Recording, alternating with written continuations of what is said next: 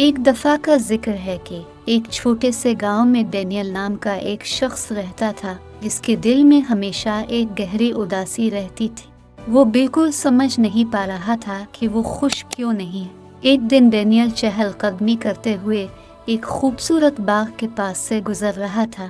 اس نے کھیلتے ہوئے بچوں کے ایک گروپ کو دیکھا۔ ان کی ہنسی دیکھ کر ڈینیل سالوں میں پہلی بار مسکرایا۔ بچوں نے اسے دیکھا اور اسے اپنے کھیل میں شامل ہونے کی دعوت دی۔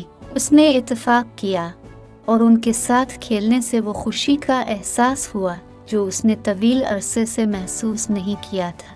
اس دن ڈینیل کو ایک اہم چیز کا احساس ہوا۔ وہ سمجھ گیا تھا کہ خوشی تلاش کرنے کی چیز نہیں ہے، یہ زندگی میں سادہ خوشگوار لمحات کے ذریعے تخلیق کرنے سے خود مل جاتی ہے۔ اس وقت سے ڈینیل نے روزمرہ کی زندگی میں خوشی کی تلاش کی۔ وہ اپنے ارد گرد کی خوبصورتی، دوستوں اور پڑوسیوں کی مہربانی اور ہنسی کے چھوٹے لمحات کو دیکھنے لگا۔ اس نے یہ بھی دیکھا کہ دوسروں کی مدد کرنا اور خوشی پھیلانا اس کی اپنی خوشی میں اضافہ کرتا ہے۔